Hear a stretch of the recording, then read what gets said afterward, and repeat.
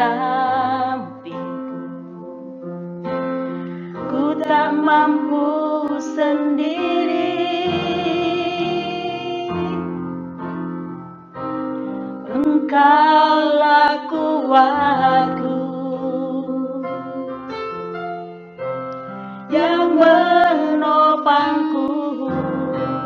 Ku pandang wajah-Mu dan berseru, pertolonganku datang dari-Mu. Peganglah tanganku, jangan lepaskan. Kaulah harapan dalam hidupku.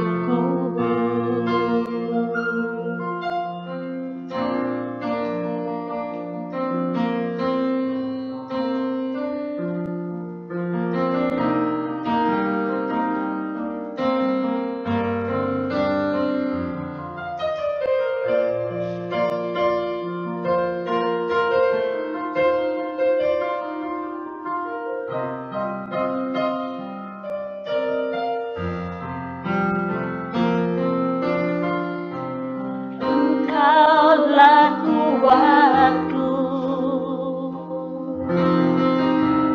yang menopangku. Ku pandang wajah-Mu dan berseru, pertolonganku datang dari-Mu. Peganglah tanganku, jangan lepaskan. Kaulah harapan dalam hidupku. Kaulah harapan dalam hidupku. Kaulah harapan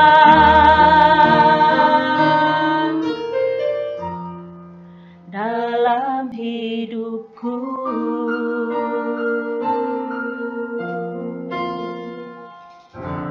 Selamat pagi Bapak Ibu Saudara yang terkasih dan juga anak-anak yang dikasihi Allah. Shalom. Mari bersama-sama kita akan mengambil waktu sejenak sebelum kita semua, baik Bapak Ibu guru, para orang tua dan juga anak-anak melakukan aktivitas pada hari ini. Kita akan mengambil waktu untuk mengikuti renungan sebentar dan nanti beraktivitas. Namun sebelumnya mari bersama-sama kita tunduk kepala, kita berdoa di hadapan Tuhan. Mari kita berdoa, Ibu yang akan pimpin.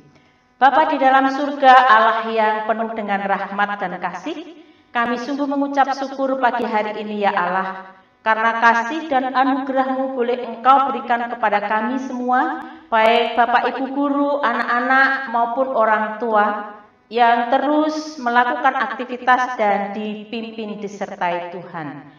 Pagi hari ini sebelum kami mengawali pekerjaan dan juga aktivitas anak-anak dalam belajar, biarlah firman Tuhan yang akan menjadikan dasar bagi kami untuk beraktivitas benar-benar boleh kami maknai dan benar-benar akan memimpin jalannya kami mengikuti aktivitas panjang hari ini. Ya Tuhan, kami tidak mampu berjalan sendiri, tetapi Roh Kudus yang akan memampukan kami mengerti firman-Mu pada hari ini. Hanya di dalam kasih-Mu, Tuhan Yesus Kristus, kami berdoa dan mengucap syukur. Amin. Ya, baik Bapak Ibu dan juga anak-anak, renungan pagi hari ini diambil dari Mazmur 108 ayat yang ke-14a. Kita hanya akan membaca sedikit dari ayat kitab Mazmur 108 ayat 14a. Demikian firman Tuhan.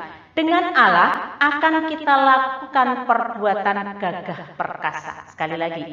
Dengan Allah akan kita lakukan perbuatan gagah perkasa.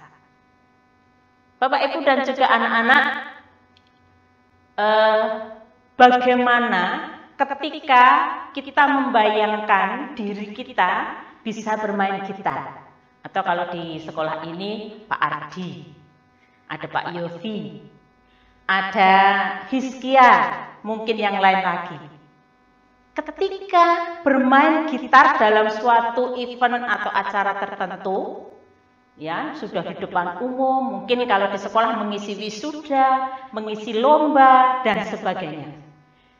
Kemudian kalau di antara pemain-pemain gitar ini tiba-tiba senarnya putus, gitu ya, ada salah satu senar putus, gitu. Kira-kira apa yang dibayangkan? Mungkin Hizkia atau Pak Adi, Pak Yofi, ada David kelas 9B, tiba-tiba senarnya putus. Kira-kira bayangannya seperti apa?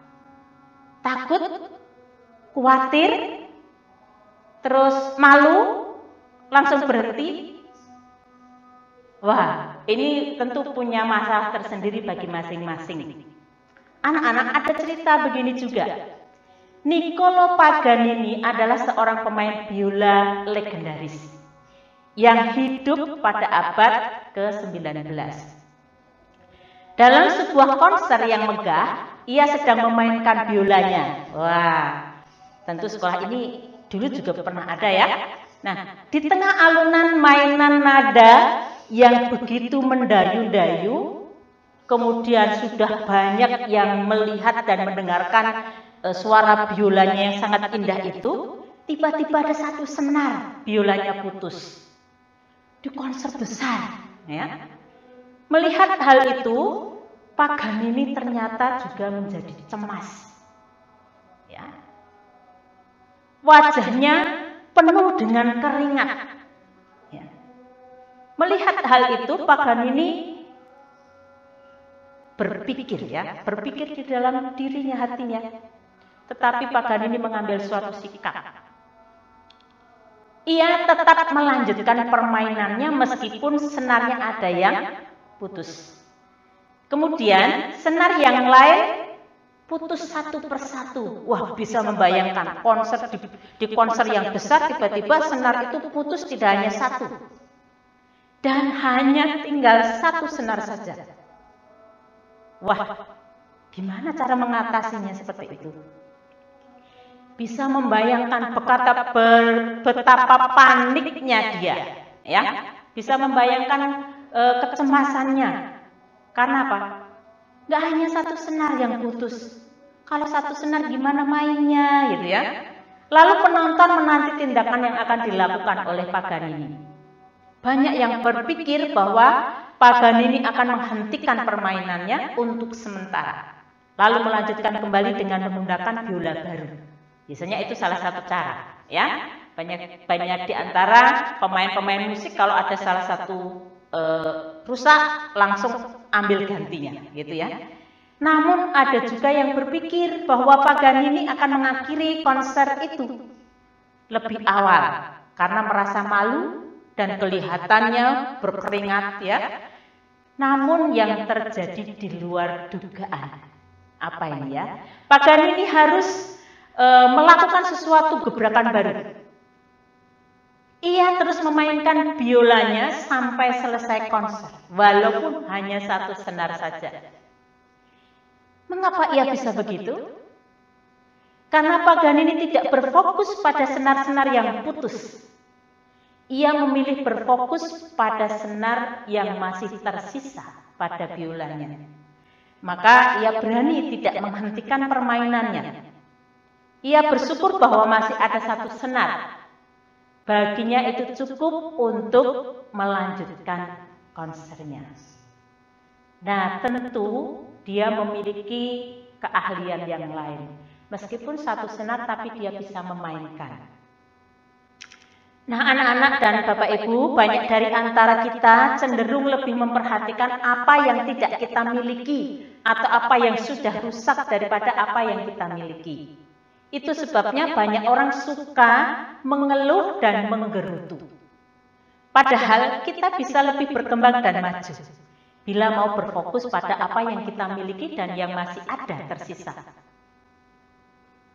Nah, potensi apa saja yang sebenarnya yang kita miliki, berapapun jumlahnya, apapun jenisnya, mari bersama-sama kita akan kembangkan itu sekuat tenaga. Dengan ketekunan kita, dengan kerajinan kita.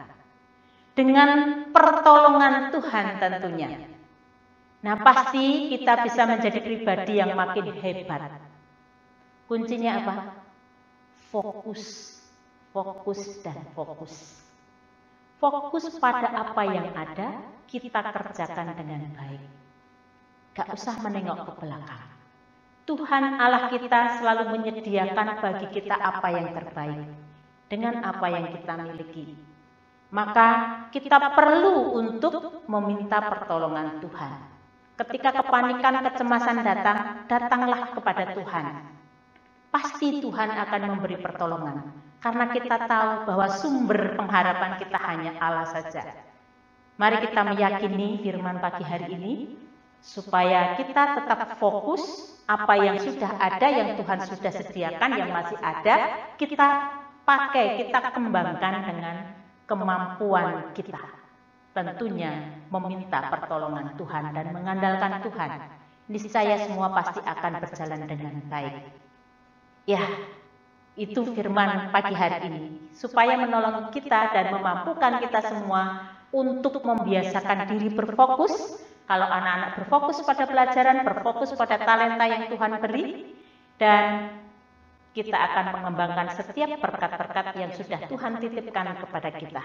Kiranya firman ini menjadi berkat bagi kita semua dan tentunya akan menolong hidup kita. Mari bersama-sama kita berdoa. Bapa di dalam surga, kami bersyukur untuk firman-Mu pagi hari ini. Pemazmur mengingatkan kepada kami bahwa kekuatan, pertolongan, pengharapan itu hanya ada pada Engkau saja. Mungkin saja sewaktu-waktu kami diperhadapkan dengan persoalan permasalahan yang bisa mempermalukan diri kami di hadapan orang lain, di hadapan umum. Namun kami rindu ketika kami berada dalam posisi tidak baik, biarlah kami tetap mengembangkan apa yang Tuhan percayakan kepada kami. Biarlah kami tetap rajin dan tekun melakukannya. Sembari kami terus berdoa dan memohon kepada pertolongan Tuhan.